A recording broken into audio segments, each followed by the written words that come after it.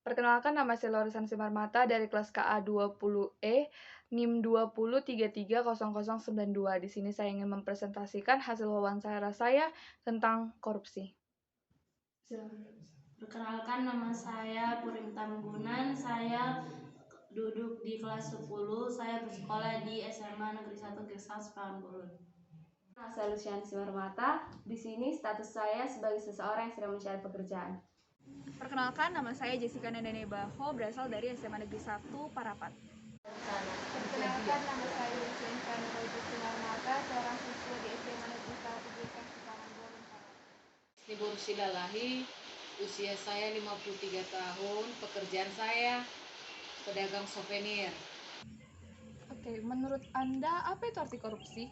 Menurut saya, korupsi itu adalah penyelewengan yang biasanya dilakukan oleh pejabat-pejabat negara yang merugikan, yang berindikasi bahkan telah merugikan keuangan negara itu sendiri. Korupsi itu adalah kegiatan di mana seseorang melakukan penggelapan dana untuk kepentingan pribadi.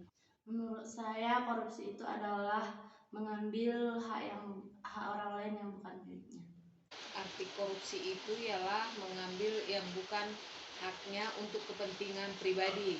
Lalu pertanyaan kedua, menurut Anda apa saja contoh-contoh korupsi?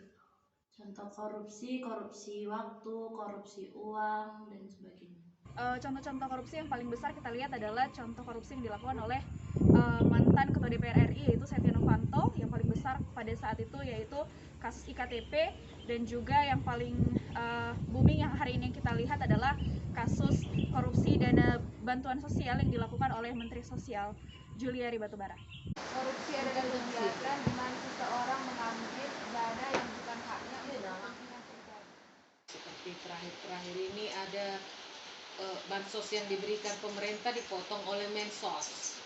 Contoh korupsi menurut saya itu seperti orang yang berwenang memotong pajak, pemotongan pajak yang dilakukan oleh orang yang berwenang. Nah, dari contoh tersebut, menurut Anda bagaimana cara pemerintah untuk menekan dan mencegah ada tindak korupsi seperti yang Anda sebut tadi?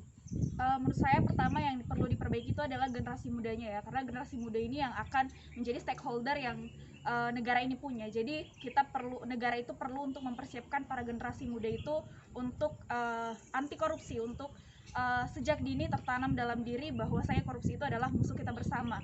Contohnya itu seperti sosialisasi yang dilakukan oleh pemerintah masif ke sekolah-sekolah ataupun ke perguruan tinggi dan juga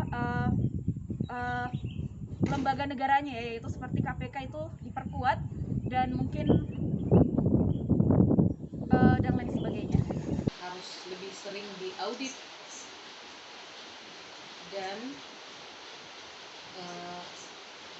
tindakan yang tegas biar tidak terulang korupsi. Saya harap pemerintah lebih tegas terhadap kegiatan korupsi ini sehingga menimbulkan rasa takut kepada yang melakukan sehingga tidak terulangi lagi. Mempertegas undang-undang mengenai hukuman ketika seseorang melakukan korupsi sehingga menimbulkan rasa jerah kepada Mungkin untuk undang-undangnya boleh semakin direvisi dan lebih mendetail sehingga setiap target-target daripada undang-undang itu sendiri dapat tercapai. Terima kasih.